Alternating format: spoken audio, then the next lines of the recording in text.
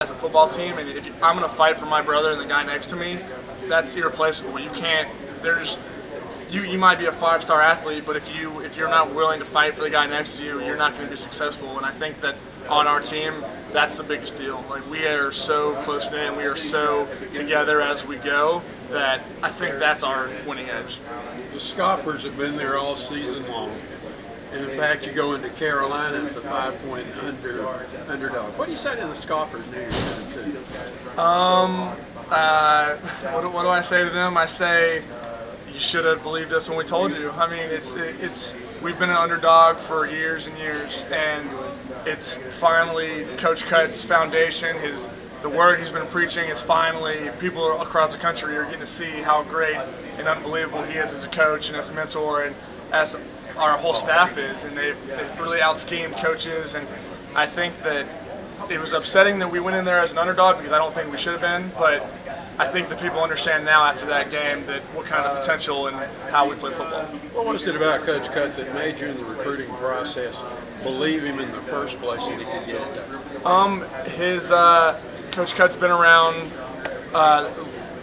arguably one of the most winningest coaches of all time, Bear Bryant. He was mentored, and he grew up in this fire of how to win, and he came to me and he said it, and he told me how they use the tight end. He told me all these things, and not only that, but he's a great man. Like, you want to be with somebody that is gonna treat you like with respect and treat you how you deserve to be treated.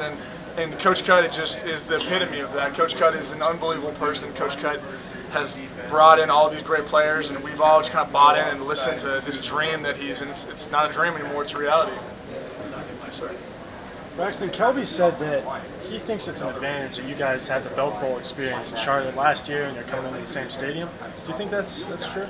I think it is, because I think losing that game created a unextinguishable fire in our bellies almost. I think that having that loss was one of the worst experiences of our lives, I would say, and to have that sting made us play even that much harder to get back to where we were. And going back to Charlotte, and obviously we're familiar with the stadium and going there and how it is. I think it's an edge. The stadium, no, I don't think so. But I think that the loss last year created a want and a hunger that we've been riding for 10 games. Is the memory of that game going to be with you guys Saturday? No, absolutely not. No, that after we lost that, you have to forget about that. You feel the loss and you feel the sting of that loss, but you got to just take that. You can't think about that game. That game, there's nothing you can do about that game. That game's gone. We're 100% moved on. We're 10-2, about to go play the number 1 team in the country, and definitely you can't dwell on that. So, no, definitely not.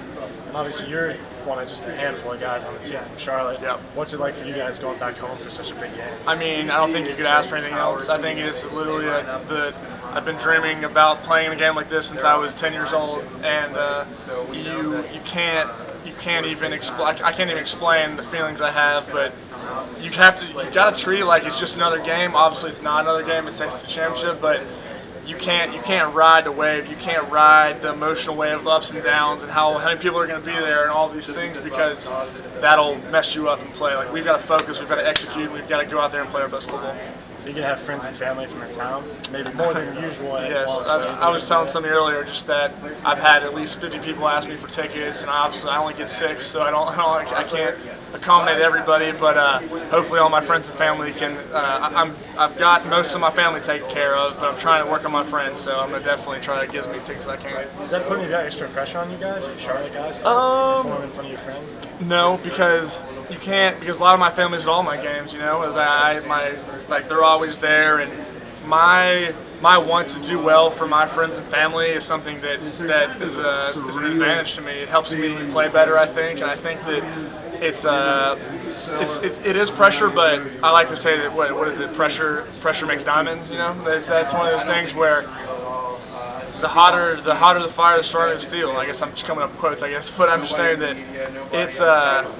it's a big deal. It is a big deal, but you got to go play ball, and that's just what it comes down to. At the same time, you guys are the class of football in North Carolina this year. Florida State coming up here, it could almost be a road game for them.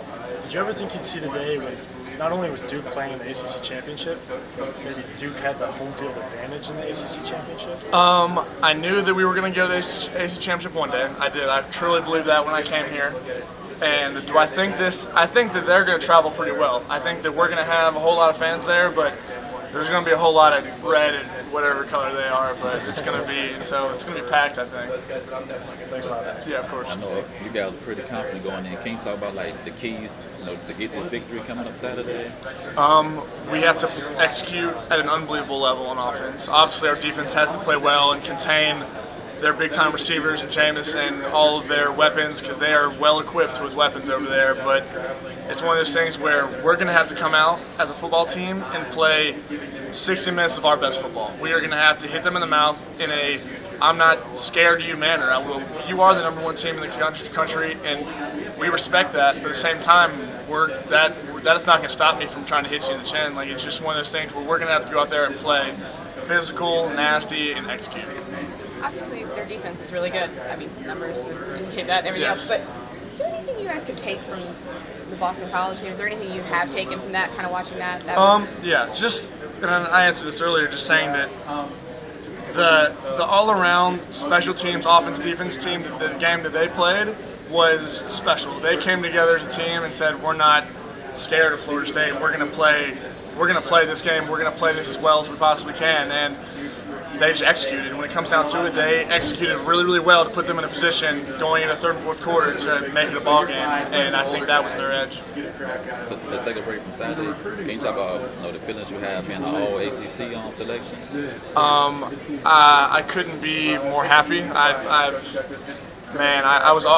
missed all of last season, so coming back this year and working my tail off and playing and getting back into great shape and obviously performing pretty well has been just a dream of mine, and I couldn't thank the people more who voted for me, and it's just I really appreciate it. I'm just really pretty ecstatic. Yep.